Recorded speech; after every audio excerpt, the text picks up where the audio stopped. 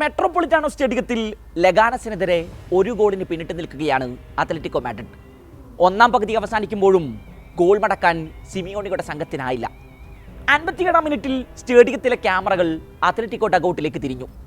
തൻ്റെ മകൻ ജൂലിയാനോ സിമിയോണിയുടെ ചെവിയിൽ തന്ത്രങ്ങളോതി കളത്തിലിറക്കാൻ തയ്യാറെടുത്ത് നിൽക്കുകയാണ് ഡിയഗോ സിമിയോണി. 24-കാരൻ റോഡ്രിഗോ റിക്കോൽമിയെ പിൻവലിച്ചയാൾ ജൂലിയാനോയെ കളത്തിലേക്ക് കയറുരി വിട്ടു. 69-ാം മിനിറ്റിൽ ഷൊർലോത്തിലൂടെ അത്ലറ്റിക്കോ തിരികെ എത്തി. വിജയ ഗോളിലേക്ക് പിന്നെയും 12 മിനിറ്റോളം കാത്തിരിക്കേണ്ടി വന്നു. കളിയുടെ 81-ാം മിനിറ്റ് മെട്രോപൊളിറ്റാനോ ഗാലറി കാത്തിരുന്ന ആ നിമിഷമെത്തി.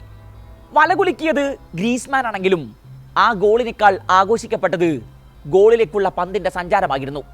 Pure Simeone brilliance. റോഡ്രിഗോ ഇപ്പോൾ നീട്ടി നൽകിയ പന്തിന് അല്പം വേഗം കൂടുതലായിരുന്നു. ടച്ച് ലൈനും കടന്നു പോകുമായിരുന്ന പന്തിനെ സ്ലൈഡ് ചെയ്ത് വരുതിയിലാക്കിയ ശേഷം ഗോൾ മുഖത്തേക്ക് തിരിഞ്ഞ് ജൂലിയാനോ ഗ്രീസ്മാനെ ലക്ഷ്യമാക്കി പന്ത് തൊടുത്തു. ഒറ്റ നീക്കത്തിൽ ഗ്രീസ്മാൻ അത് വലയിലാക്കി. 9 വർഷങ്ങൾക്ക് മുമ്പാണ് ഒരു കോപ്പ ഡെൽ റേ മത്സരത്തിൽ റയൽ മാഡ്രിഡിനെതിരെ അത്ലറ്റിക്കോ മാഡ്രിഡ് മുന്നിലെത്തിയ സമയം. ബോൾ ബോയ്സിന്റെ കൂട്ടത്തിൽ നിന്നൊരാൾ ടച്ച് ലൈൻ അരികിലുണ്ടായിരുന്ന ഡിയഗോ സിമിയോണിക്ക് അരികിലേക്ക് ഓടിയെത്തുന്നു. അയാളുടെ ശരീരത്തിലേക്ക് ചാടിക്കയറി അവൻ ആഘോഷം തുടങ്ങി. സിമിയോണി അവനെ ചേർത്ത് പിടിച്ചു. ഇപ്പോൾ ആ ബോൾ ബോയ്ക്ക് പ്രായം 21.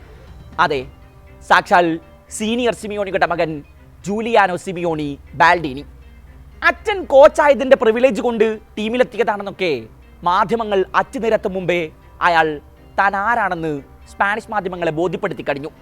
കഴിഞ്ഞ മാസം ലാസ് പാമാസിനെതിരെയാണ് അത്ലറ്റിക്കോ ജേഴ്സിയിൽ ജൂലിയാനോയുടെ ആദ്യ ഗോൾ പിറന്നത്. മൊളീന നീട്ടി നൽകിയ പന്തിന് പിറകെ അയാൾ നടത്തിയ വേഗപ്പാച്ചിലിൽ ഡിഫൻഡർമാരൊക്കെ നിരായുധരായി. തലകൊണ്ട് പന്തിനെ പെനാൽറ്റി ബോക്സിലേക്ക് കുത്തിക്കെട്ട ശേഷം ഗോൾ കീപ്പറെ സമർത്ഥമായി മറികടന്ന ഒരു മനോഹര ഫിനിഷ്. ഡിയഗോ സിമിയോണിയുടെ മുഖത്തേക്ക് ക്യാമറ തിരിഞ്ഞതും കമന്ററി ബോക്സ് ശബ്ദിച്ചത് ഇങ്ങനെ: നെപ്പോട്ടിസത്തെക്കുറിച്ച് ചർച്ചകൾ മുഴുവൻ ഇവിടെ അവസാനിക്കുന്നു.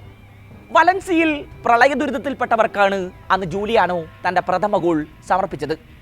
നവംബറിൽ തുടർച്ചയായ 3 ലാലിഗ മത്സരങ്ങളിലാണ് ജൂലിയാനോയെ തേടി മാൻ ഓഫ് ദ മാച്ച് പുരസ്കാരം എത്തിയത്.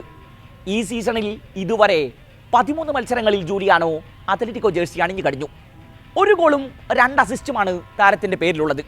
ഗോൾ കോൺട്രിബ്യൂഷനുകളെക്കാൾ ഏറെ അയാൾ മൈതാനത്തിറങ്ങുന്നതോടെ കളിയുടെ സഞ്ചാരഗതിയിലുണ്ടാകുന്ന മാറ്റം പല കളികളുടെയും ഫലങ്ങളെ വരെ സ്വാധീനിച്ചു. വലതു വിങ്ങിലൂടെ അത്ലറ്റിക്കോയുടെ വേഗപ്പാച്ചിലുകൾ മുഴുവൻ ആരംഭിക്കുന്നത് പിന്നെ അയാളുടെ ബൂട്ടുകളിലൂടെയാകും. ഈ വർഷം ഹാവിയർ മഷറാനോയ്ക്ക് കീഴിലിറങ്ങിയ അർജന്റീനയുടെ ഒളിമ്പിക്സ് ടീമിൽ ഇടം പിടിച്ചതോടെയാണ് ജൂലിയാനോ ഫുട്ബോൾ ലോകത്തിൻ്റെ ചർച്ചകളിൽ നിറയുന്നത്.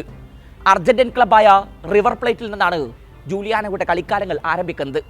2019 അത്ലറ്റിക്കോ മാഡ്രിഡിന്റെ യൂത്ത് സിസ്റ്റത്തിലേക്ക്, ലോൺ അടിസ്ഥാനത്തിൽ 2022 സരഗോസയിലേക്കും 2023 അലാവസിലേക്കുമുള്ള ചുവടുമാറ്റങ്ങൾ.